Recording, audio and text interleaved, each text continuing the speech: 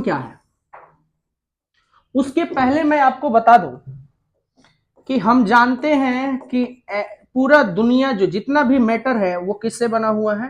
Atom से। Atom खुद किसी चीज से बना हुआ है, उसको बोलते हैं हम लोग इलेक्ट्रॉन, प्रोटॉन और न्यूट्रॉन।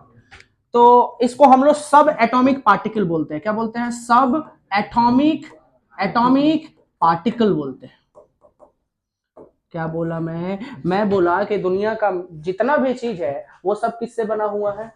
एटम से। और atom itself made up of electron, proton, neutron, जिसको हम सब एटॉमिक पार्टिकल बोलते हैं। क्या बोलते हैं बेटा? सब atomic particle. And proton and neutron itself made up of quark. किससे बना है? क्वार्क से बना हुआ है। क्वार्क से क्या बना हुआ है? सब atomic particle is made up of किससे? क्वार्क से। ये क्वार्क कितने तरह के होते हैं? तो ये क्वार्क होते हैं बेटा दो तरह के। कौन कौन? एक होते हैं अप क्वार्क और दूसरे होते हैं कौन? Down quark. अरे बस समझ में, यू से रिप्रेजेंट करते हैं और इसको अब देखो इलेक्ट्रोमैग्नेटिज्म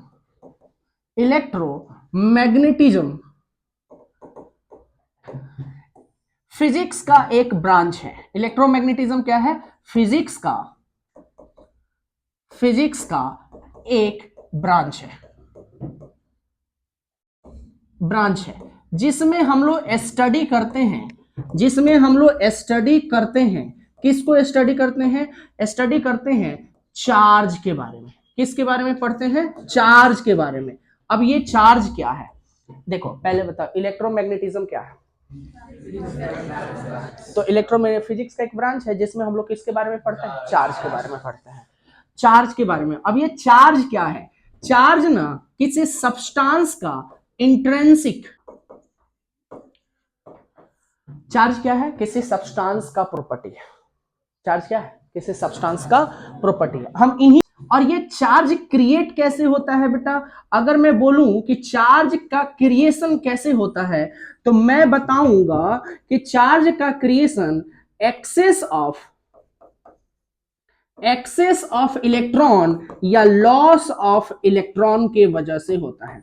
मैं पूछूं कि बताओ चार्ज कब डेवलप होता है, चार्ज कैसे क्रिएट होता है, तो तुम बोलोगे या तो इलेक्ट्रॉन के जाने के वजह से या इलेक्ट्रॉन के लॉस होने के वजह से चार्ज बनता है।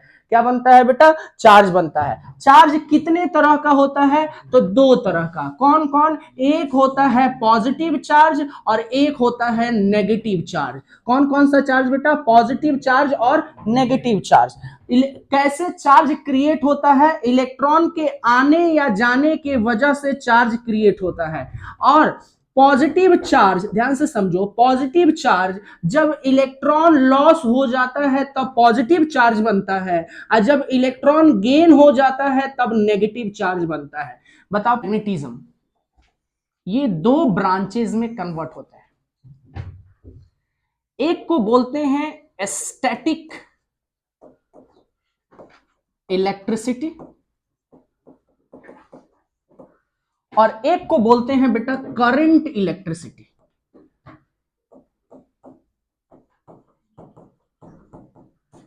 क्या बोलते हैं? एक को क्या बोलते हैं? स्टैटिक इलेक्ट्रिसिटी और दूसरे को क्या बोलते हैं? करंट। स्टैटिक का मतलब होता है रेस्ट में। तो अगर हम स्टडी करें study of charge when it is at rest.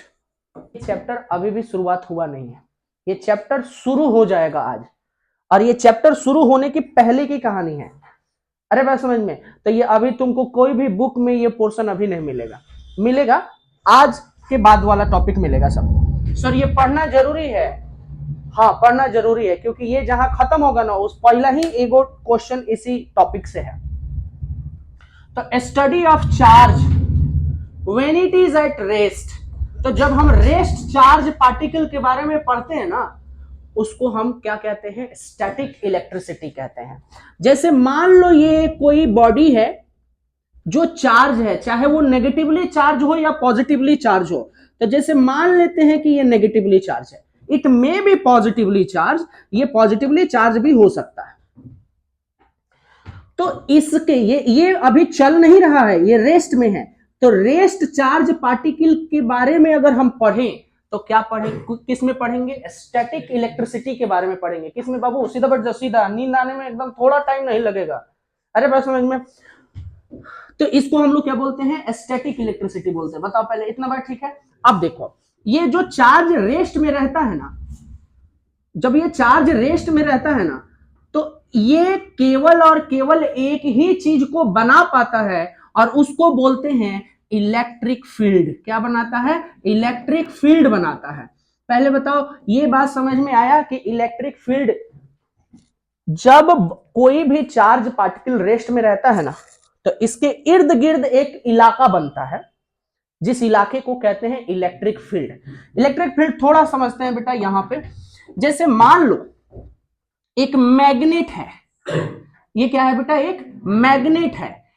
तो इस मैग्नेट का एक इलाका होगा, उस इलाके में अगर कोई दूसरा मैग्नेट या मैग्नेटिक सब्सटेंस अगर आएगा तो इसके ऊपर वो फोर्स एक्सपीरियंस किया जाएगा जो इसके द्वारा लगाया जाएगा। अरे बात समझ में, क्या बोले हम क्या बोले, हम बोले कि ये इसको बोलेंगे हम लोग मैग्नेटिक फील्ड। मैग्नेटिक फील्ड क्या है, अरे हर कुत्ते का एक इलाका होता है ना, अरे बोलो हर कुत्ते का एक, तो जैसे कुत्तों का इलाका होता है वैसे ही चार्ज पार्टिकल का भी एक अपना इलाका है। जब उस इलाके में कोई दूसरा चार्ज पार्टिकल इंटर करेगा ना, तो ये अपने ऊपर एक फोर्स एक्सपीरियंस करेगा और उसी इलाके को क्या नाम देते हैं, इलेक्ट्रिक फील्ड नाम देते हैं। क्या नाम देते हैं, तो ई अगर मैग्नेट है तो मैग्नेटिक फील्ड, अगर ये कोई चार्ज पार्टिकल हो तो इसका भी एक अपना इलाका होगा, और जब कोई दूसरा चार्ज पार्टिकल इस इलाके में आएगा या आना चाहेगा तो ये अपने ऊपर एक फोर्स एक्सपीरियंस करेगा। तो उस इलाके को हम क्या बोलेंगे, उस इलाके को हम क्या बोलेंगे, इलेक्ट्रिक फील्ड बोलेंगे। क्या बोलेंगे बेटा, इलेक्ट्रिक फील्ड। या फिर ऐसे कह लो कि चार्ज पार्टिकल का वो इलाका जहां तक ये अपना फोर्स लगा सकता है, चार्ज पार्टिकल का वो इलाका जहां तक ये अपना फोर्स लगा सकता है, उसको हम क्या नाम देंगे, क्या नाम देंगे, क्या नाम देंगे, इलेक्ट्रिक फील्ड नाम देंगे। बताओ पहले इतना बात ठीक है कि नहीं। तो रेस्ट चार्ज पार्टिकल जो है वो क्या करता है, इलेक्ट्रिक फील्ड बनाता है। क्या बनाता है, इलेक्ट्रिक फील्ड। अब ये जो करंट इलेक्ट्रिसिटी है ना, इसमें करंट का मतलब होता है मूवमेंट। क्या क्या मतलब होता है, मूवमेंट। यानी कि जब, अच्छा इसमें हम लोग क्या स्टडी करते हैं, study of charge particle, charge when it is in moving state.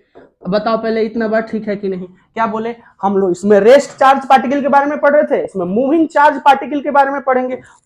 अगर यही चार्ज पार्टिकल अगर किसी भी वेलोसिटी से मूव करने लगा तो हम इसको पढ़ेंगे किसमें, करंट इलेक्ट्रिसिटी में, और हमारा चैप्टर करंट इलेक्ट्रिसिटी ही है। अरे बात समझ में। तो करंट इलेक्ट्रिसिटी का क्या मतलब है, जब चार्ज पार्टिकल मूव करने लगेगा तो हम उसको क्या बोलेंगे, करंट इलेक्ट्रिसिटी बोलेंगे। क्या बोलेंगे बेटा, करंट इलेक्ट्रिसिटी। तो ये जो मूवमेंट है, ये जो मोशन है, मूवमेंट बोलो या मोशन बोलो बात से में, अगर ये मूवमेंट है या मोशन है, ये मोशन दो तरीके का हो सकता है। कौन कौन, ये मोशन दो तरीके का हो सकता है। एक होता है नॉन एक्सिलरेटेड, एक्सिलरेटेड मोशन। कौन मोशन बेटा, नॉन एक्सिलरेटेड मोशन। और दूसरा होता है एक्सिलरेटेड मोशन। बताओ पहले इतना बात समझ में आया कि नहीं। ये मोशन कितने तरह का हो सकता है, दो तरीके का। कौन कौन, एक्सिल, नॉन एक्सिल। बाबू देखो, मूविंग चार्ज पार्टिकल को हम लोग किसमें पढ़ते हैं, करंट इलेक्ट्रिसिटी में। करंट इलेक्ट्रिसिटी में ये मोशन है। तो अगर देखो ध्यान से समझो, मोशन दो तरीके का हो सकता है, एक्सेलरेटेड मोशन हो सकता है, नॉन एक्सेलरेटेड मोशन। तो तुमको एक्सेलरेशन नॉन एक्सेलरेशन पढ़ना नहीं है। अरे बात समझ में, देखो अगर कांस्टेंट वेलोसिटी से मूव, नॉन एक्सेलरेटेड का मतलब क्या है, कांस्टेंट वेलोसिटी से जा रहा है। क्या, कौन से वेलोसिटी से, कांस्टेंट स्पीड या वेलोसिटी से जा रहा है। मतलब ये है कि 5 मीटर पर सेकेंड के रफ्तार से जा रहा है, 5 मीटर पर सेकंड की रफ्तार से जा रहा है, 5 मीटर पर सेकंड। मैंने इसके स्पीड में कोई बदलाव नहीं, कांस्टेंट वेलोसिटी से मूव कर रहा है। बोलो पहले इतना बात समझ में आया?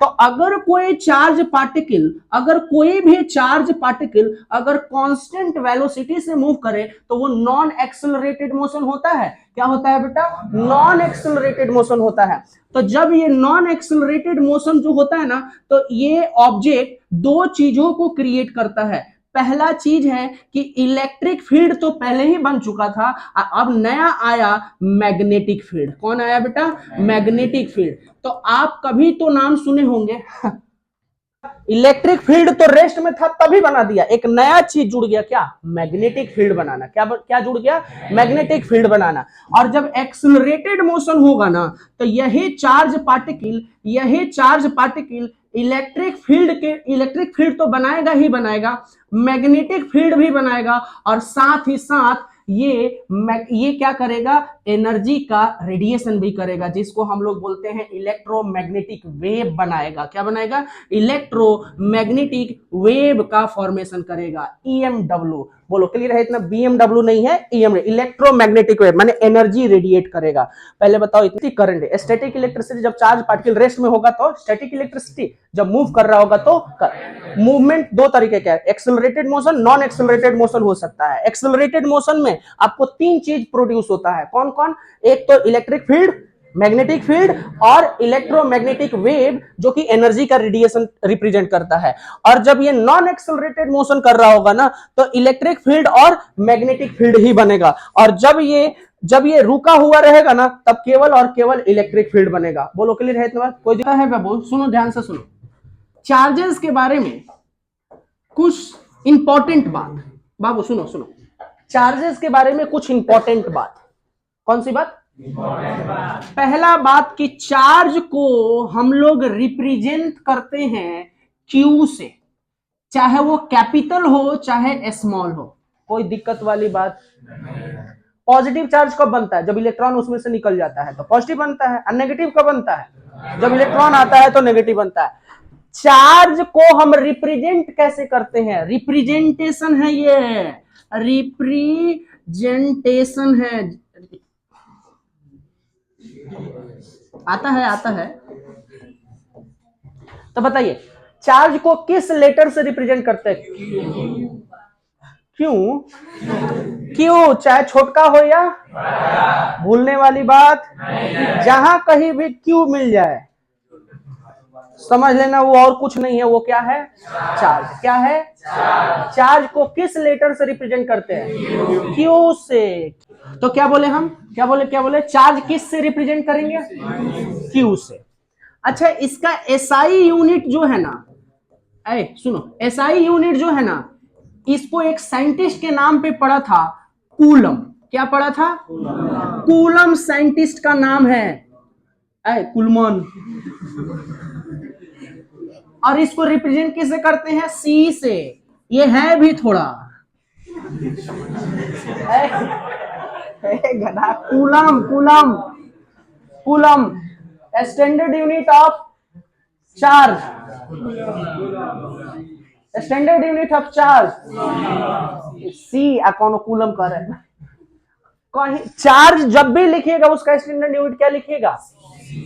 सी लिखिएगा। अच्छा, ये किस तरीके का फिजिकल क्वांटिटी है? किस तरीके का फिजिकल क्वांटिटी कैसा है? फिजिकल क्वांटिटी, टीटी भीटी बड़ा लीटी। फिजिकल क्वांटिटी किस तरीके का फिजिकल क्वांटिटी है? स्केलर। कैसा है बेटा? Scalar physical quantity. अगर हम पूछे चार्ज, देखो छोटा बात है एकदम, कोनो अभी तक कोई ऐसा नहीं है जो कि अभी न्यूमेरिकल का भी सामना करना नहीं पड़ा है क्या? नहीं। तो बताइए ना, चार्ज को कैसे रिप्रेजेंट करेंगे? कौन-सी है इसका स्टैंडर्ड यूनिट? किस तरीके का फिजिकल क्वांटिटी है? अच्छा, इसका सीजीएस यूनिट जो है ना, वो है फ्रैंकलिन। क्या है बेटा? फ्रैंकलिन। एफ आर से रिप्रेजेंट करते हैं उसको, सीजीएस यूनिट है। हाँ, सीजीएस यूनिट है। बताओ पहले इतना बात समझ में है। अच्छा, इसको ईसू भी बोलते हैं। क्या बोलते हैं? ईसू, जीसू, रीसू। बत अरे रीसू। अच्छा, इलेक्ट्रोस्टैटिक यूनिट, ईसू मतलब इलेक्ट्रोस्टैटिक यूनिट। बताइए ना, एक मिनट। सीजीएस यूनिट में चार्ज का क्या है? फ्रैंकलिन। फ्रैंकलिन साइंटिस्ट का नाम था जिन्होंने पागलपन का हर हद पार किया था। याद है आपको? वो पतंग उड़ा दिए थे कब सर? कब? आकाश में उड़ाए थे।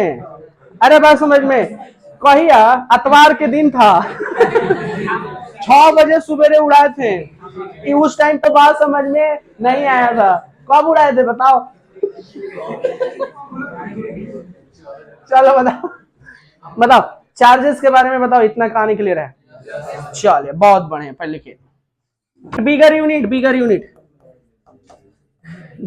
Unit Faraday. फराडे। ठीक है। अब आप पढ़िए मत, तब रिवीजन करिए। ये जो पढ़िएगा वो तो याद रहेगा। 2 चैप्टर रहेगा तो याद रहेगा। अब आप पिछला चैप्टर के बारे में सोचिए जो आप तक भूल चुके हैं। वो तो कॉल वाला भूल गए हैं सर।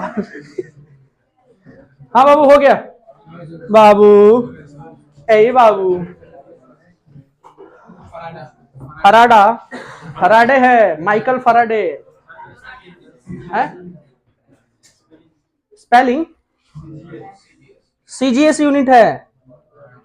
मतलब छोड़ दे बाबू, छोड़ दे। तुमसे कोई मतलब नहीं है ना ना। सीजीएस यूनिट छोड़ दो।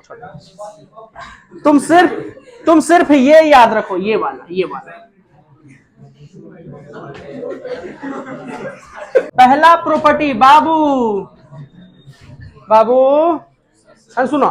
पहला प्रॉपर्टी क्या है? पहला प्रॉपर्टी है कि चार्जेस इज ऑफ 2 टाइप। पहला पॉजिटिव और दूसरा नेगेटिव। पहले बताओ, इतना कहानी ठीक है? अच्छा, चार्जेस 2 तरीके के होते हैं। कौन कौन? पॉजिटिव चार्ज और नेगेटिव चार्ज। पॉजिटिव चार्ज कब बनता है? इलेक्ट्रॉन के जाने की वजह से। और नेगेटिव चार्ज कब बनता है? देखो, हम खांसे वो अलग बात है, तुम मत खांसो। सर मच्छर कट रहा है। हाथी जैसा शरीर लिया है, मच्छर कट रहा है। पावर जला देते पर।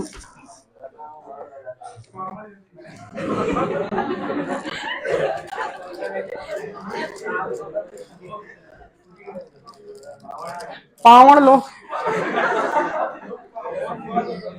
आओ बाबू, माचिस पावड़ रखो, जलाओ।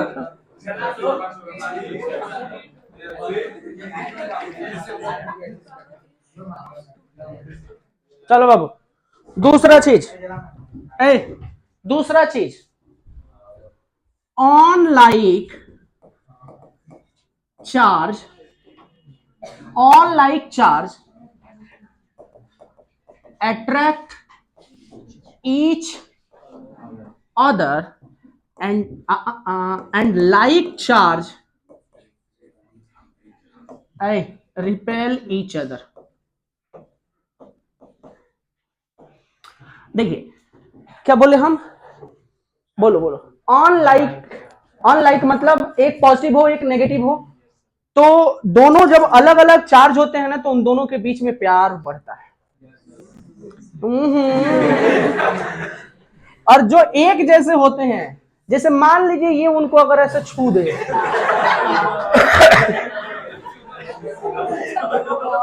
क्या होगा? ये भागने लगेगा। हट होने। तो like charges repel each other. बोलो हाँ या ना? लेकिन अगर इनके बगल में कोई अपोजिट वाले बैठ जाए तो फिर क्या कहेंगे? अट्रैक्ट ईच अदर लिखो। दूसरा। तीसरा, चार्जेस आर देखो मजाक मत करो हमसे, हाँ ठीक है। चार्ज आर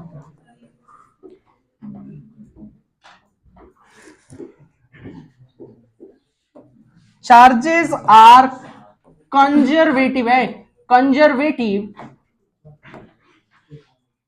कंजर्वेटिव उफ ये spelling, charges are conservative in nature.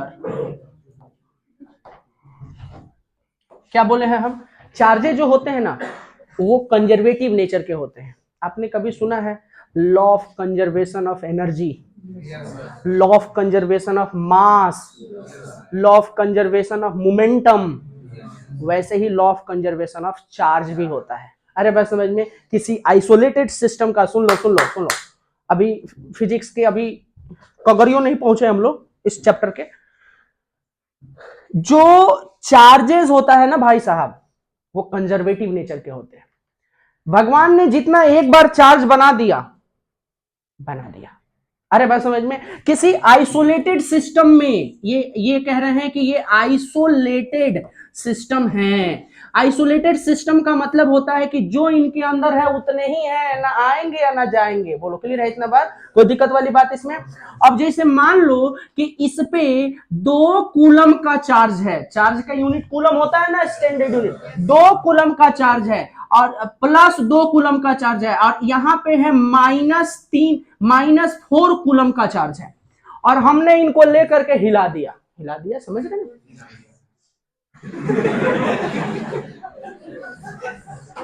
हमने इसको लेकर के क्या कर दिया बेटा, हिला दिया।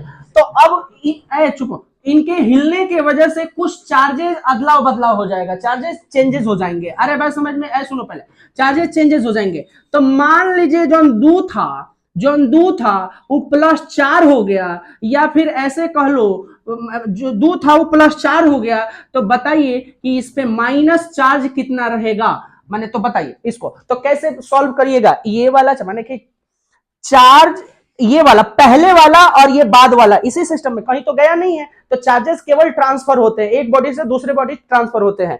तो बस इसको सॉल्व करने के लिए क्या करोगे, +2 plus -4 coulomb is equal to +4 plus x। अरे बस समझ में, बोलो बोलो। तो क्या हो जाएगा, +2 -4 इज इक्वल टू x। तो ये कितना हो जाएगा, बोलो बोलो कितना हो गया? तो ये हो गया हमारा -6 कूलम।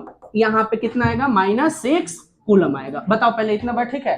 तो हमने क्या, बहुत बड़ा मैथमेटिक्स, बहुत बड़ा मैथमेटिक्स नहीं, चार्जेस, इसका चार्ज और ई मूव करने के बाद जो चार्जेस आया है उन दोनों को इक्वेट कर देंगे और जो आएगा उसको सॉल्व कर लेंगे। बोलो क्लियर है? तो बताओ, charges are conservative in nature, ये प्रॉपर्टी है चार्ज का। दुनिया में जितना चार्ज है, चार्जेस ना तो बनाए जा सकते हैं और ना ही चार्जेस डिस्ट्रॉय किए जा सकते हैं। ये केवल और केवल एक बॉडी से दूसरे बॉडी ट्रांसफर किए जा सकते हैं। बता दो ठीक ठाक है तो। अब बहुत इंपॉर्टेंट आ रहा है कि Q is equal to ±NE। यहां Q जो है वो चार्ज है, यहां N जो है वो नंबर है, और ये नंबर कभी भी फ्रैक्शन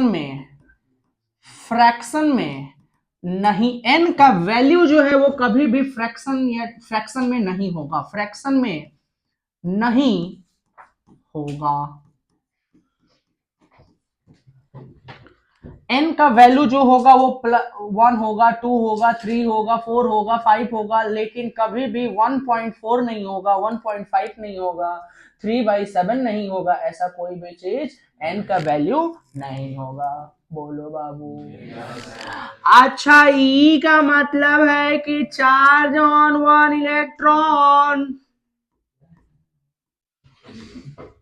चार्ज ऑन 1 इलेक्ट्रॉन कितना होता है चार्ज, तो इसका वैल्यू होता है 6 × 10⁻⁻⁹। कोई दिक्कत वाली बात है?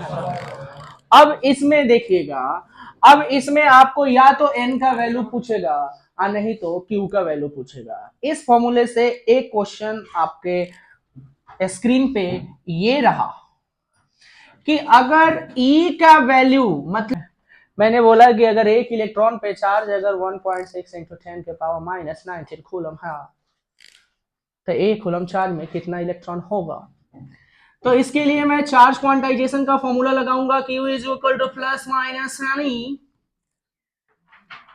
हमें पूछ रहा है किसके बारे में पूछ रहा है, कितना इलेक्ट्रॉन होगा, मतलब n के बारे में पूछ रहा है, E के बारे में पूछ रहा है, n के बारे में, नंबर ऑफ इलेक्ट्रॉन पूछ रहा है ना भाई साहब। तो यहाँ पे क्या होगा बाबू, यहाँ पे ये n मैं छोड़ दूंगा यहाँ पे, और Q दिया हुआ है 1 कूलम, और यहाँ E का वैल्यू इधर आएगा, कितना हो जाएगा, प्लस माइनस मान लेते हैं 1.6 इंटू 10 की पावर माइनस 19 कूलम। कूलम ने कूलम को मारा, क्या बचा, क्या बचा बाबू, तो देखो इधर आया 10/16 इंटू 10 की पावर माइनस से जाकर के प्लस में हुआ है ना। इस तरह से यहाँ पे एक और इधर आएगा तो 100/16 इंटू 10 के पावर 18 होगा। फिर इसको मैं काटूंगा तो आएगा 6.25 इंटू 10 के पावर 18। बोलो बाबू, तो ये आया नंबर ऑफ इलेक्ट्रॉन। एक कूलम में इतना इलेक्ट्रॉन होगा। किसी को कोई दिक्कत है? देख रहे हो इधर लिपनी पोतनी चल रहा है, तुम उसी में हटा रहे हो। फिर सुंदर नहीं लगेगा तो कहोगे कि यूज्ड है।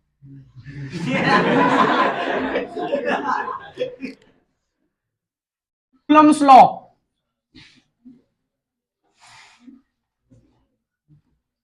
एकदम परफेक्ट लिखे हैं बाबू, स्पेलिंग गलती नहीं है। गलती है, एवं में गलती है क्या? कूलम्स लॉ है। आइए देखते हैं बाबू बाबू बाबू, कूलम्स लॉ जो है ना, इधर इधर इधर, don't doing anything. Coulomb's law जो है ना, कूलम नाम के साइंटिस्ट ने प्रोवाइड कराया था काफी मेहनतों के बाद। इन्होंने फोर्स के बारे में बताया। कौन से फोर्स के? इलेक्ट्रोस्टैटिक फोर्स के बारे में बताया। क्या बताया? इलेक्ट्रोस्टैटिक फोर्स, मतलब force between two charge, force between two और मोर चार्ज बॉडी के बीच में। बता दीजिए पहले इतना बात, ठीक है? कूलम्स लॉ, कूलम्स लॉ कौन दिया था? कूलम दिया था। क्या बताया उन्होंने? इलेक्ट्रोस्टैटिक फोर्स के बारे में बताया। इलेक्ट्रोस्टैटिक फोर्स क्या होता है? दो चार्जेस के बीच में कितना फोर्स लग रहा है, उसके मैग्नीट्यूड के बारे में उन्होंने बताया था। चार्जेस कितने तरह के होते हैं? दो तरह के। दो तरह के कौन कौन? पॉजिटिव और negative. Positive positive repel each other, negative negative repel each other, positive negative. तो रिपल्सन होगा तो रिपल्सिव फोर्स लगेगा, अट्रैक्शन होगा अट्रैक्टिव फोर्स लगेगा, लेकिन कितने मैग्नीट्यूड का अट्रैक्टिव या कितने मैग्नीट्यूड का रिपल्सिव फोर्स लगेगा, इसी के बारे में इन्होंने अपना थोड़ा सा कुछ बात बताया। और क्या बात बताया देखो बेटा, इधर क्या बात बताया देखो।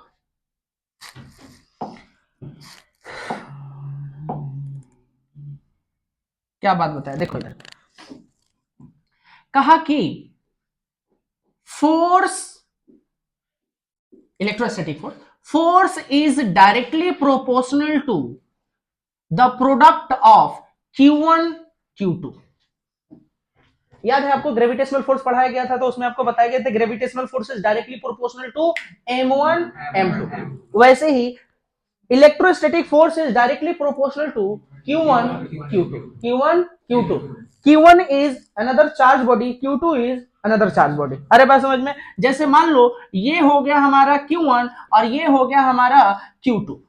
बोलो क्लियर है इतना बात। ये मान लीजिए negative negative negative negative negative negative negative है, और ये मान लीजिए क्या है, मान लीजिए ये पॉजिटिव है या नेगेटिव है, व्हाटएवर जो भी मान लीजिए आप।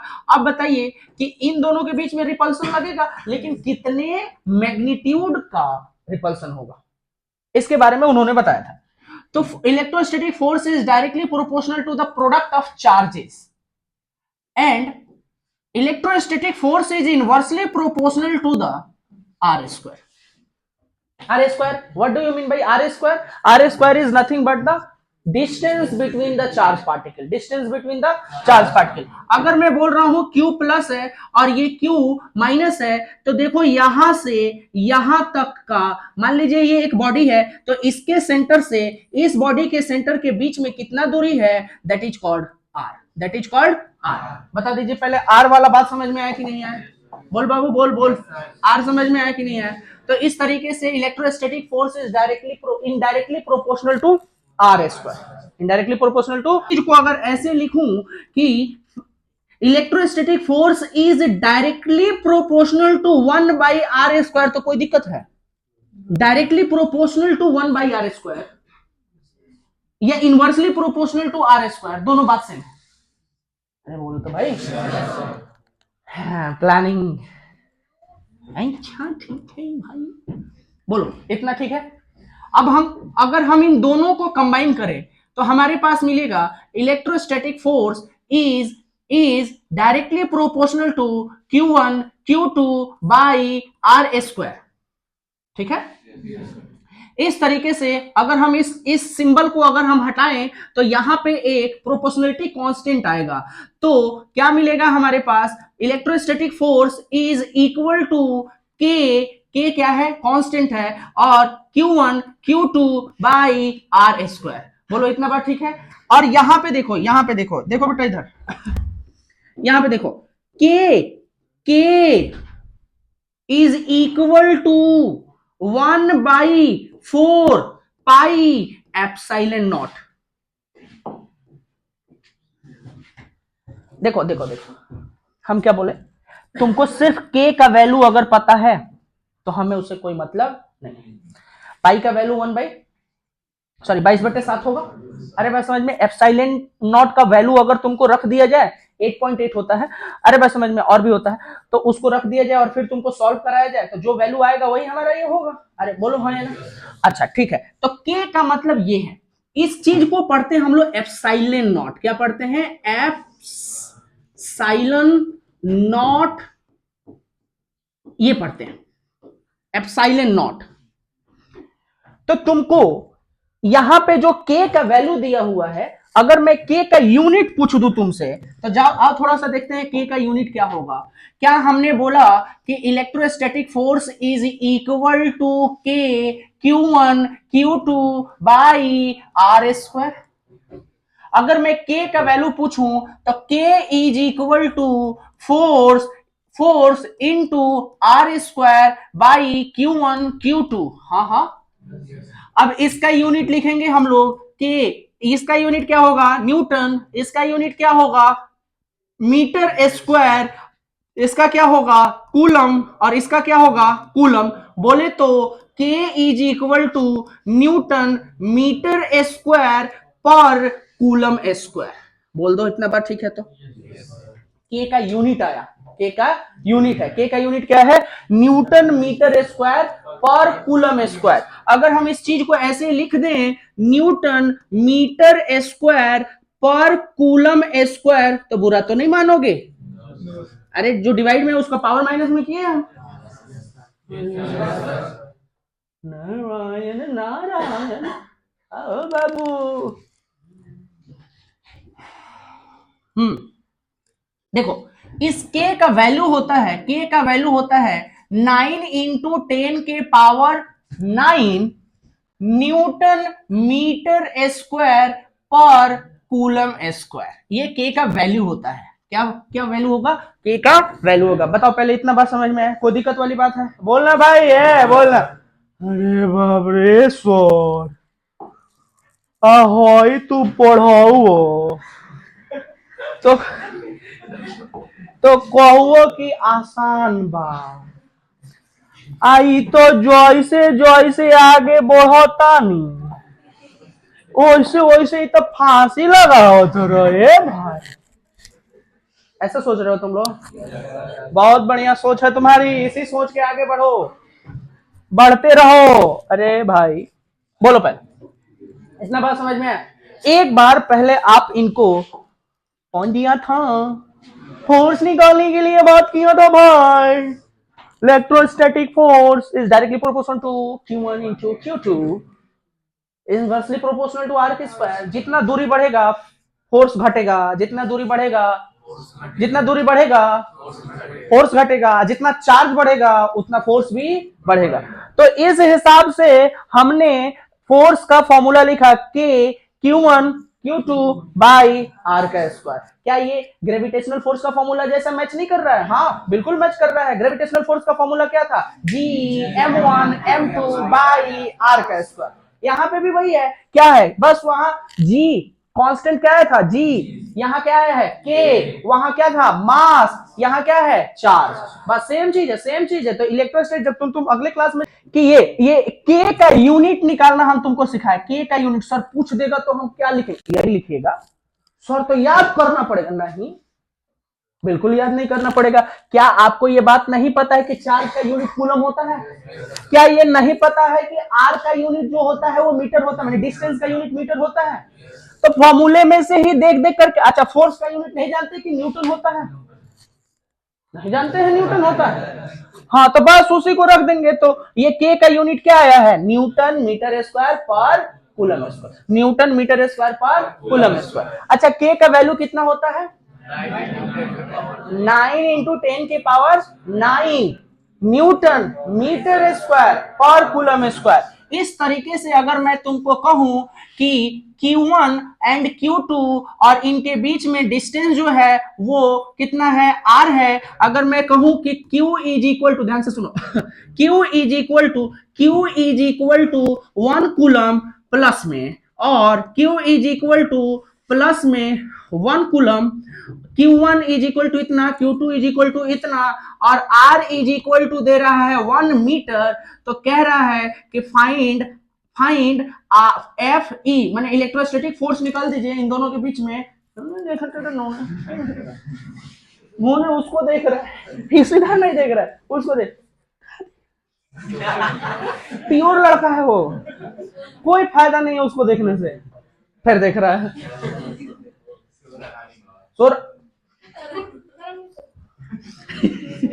देखो, तो एफ ही चाहिए। अब इसके लिए तुमको के का वैल्यू चाहिए। के का वैल्यू होता है 9 इंटू 10 के पावर, के का वैल्यू चाहिए, के का। तो K is equal to 9 into 10 के पावर 9 न्यूटन मीटर स्क्वायर पर कूलम स्क्वायर। हाँ, अब तुमको निकलवाया जाएगा फोर्स। तो फोर्स कैसे निकालेंगे बाबू? ऐसे निकालेंगे। Force is equal to K Q1 Q2 by R square. K is equal 9 into 10 के पावर 9 Q1 ये 1 का स्क्वायर 9 इंटू 10 के पावर 9 मीटर नहीं न्यूटन। इतना बताओ भाई।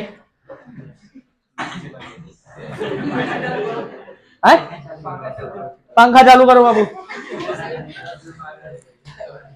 पंखा चालू करो। बताओ, हे ठंडी में गर्मी लग रही है तो समझ रहे हो ना कोची का गर्मी है। पैसा चलो बोलो, बताओ पहले निकल जाएगा। अब समझो एक कूलम चार्ज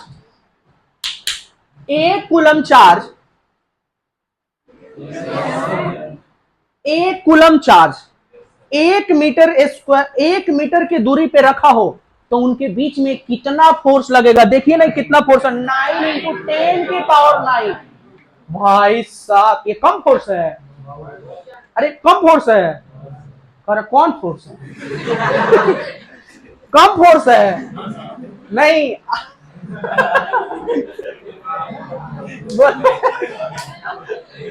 बोलो बोलो बोलो बोलो, उधर ही।